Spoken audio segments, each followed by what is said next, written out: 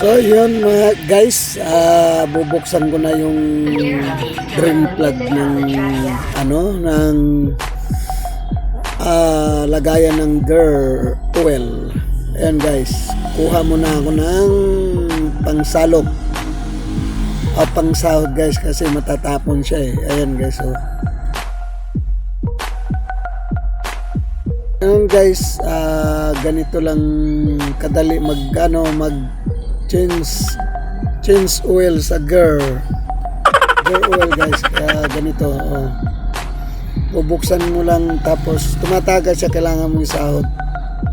So yan na guys, oh yan, oh. Ganyan lang guys, napakadali buksan. Yan, kailangan mong isahod yun lang guys para magamit din sa paglagay ng kadena guys pag ulan-ulan. So yun, kailangan mo buksan para ma-open talaga siya, mabilis ang pagbaba ng langis guys, yung sa gear oil niya. So yun guys, ganun lang, oh. Yan, ganyan lang guys, napakadali. So yun guys, ang susunod kong gagawin yan, punasan ko muna, bumbahin ko siya guys para lumabas talaga yung langis sa ilalim kasi wala man akong compressor ngayon, may pambumba ko, yun na lang ilagay ko guys. Bumbahin ko siya mga 4 na beses para lumabas talaga yung dumi niya. So yan guys, so itong bomba na to matagal na sa akin to, may sentimental value na to sa akin. So yun guys, ganito lang, bumbahin nyo.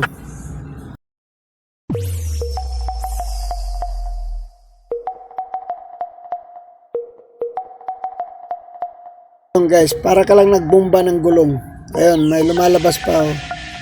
Ganyan lang mga kaidol, napakadali. Ganyan. So guys, tatanggalin ko para makita nyo yung mga lumalabas. Ayan, oh, tumatalsik-talsik. Mga kunti lang naman guys, kunting-kunti lang na pagbomba ko para lumabas naman kasi hindi naman masyadong marumi yung langis, yung oil nya.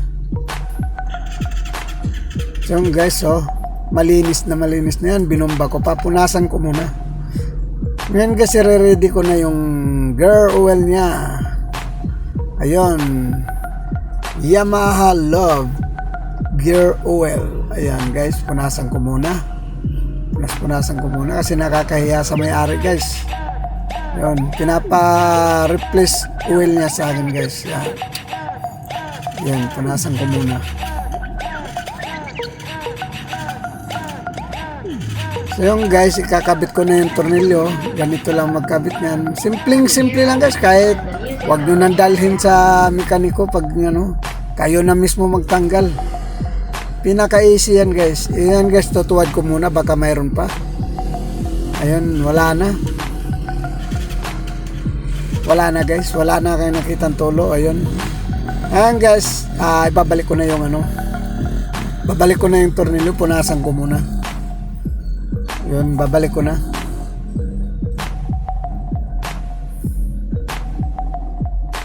Yun.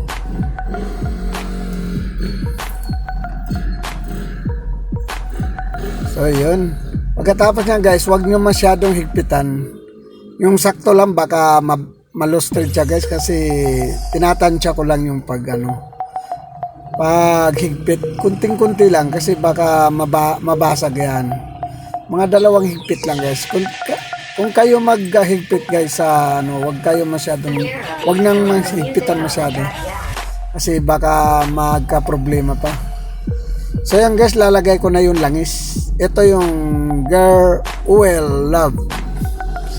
So yan, Lobby o Love, hindi ko maintindihan to guys. Yan, lalagay ko na yung gear oil Love.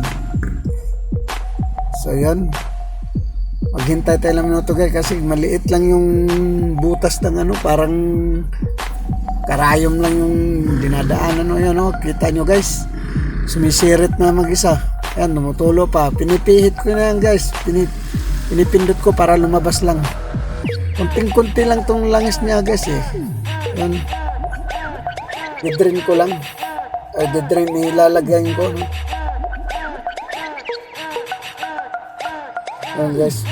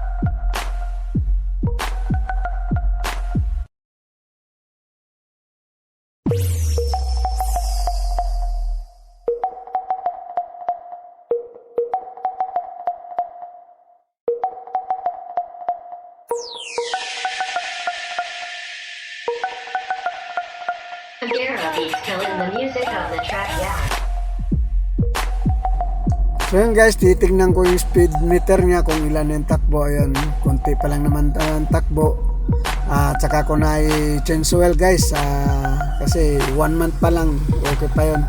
At saka hindi gaano nagagamit to. Ayan.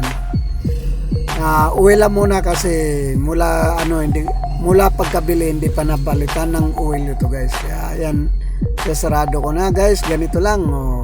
Simple lang magpalit ng gear oil guys sa ng motor mo. Gear oil Ayun.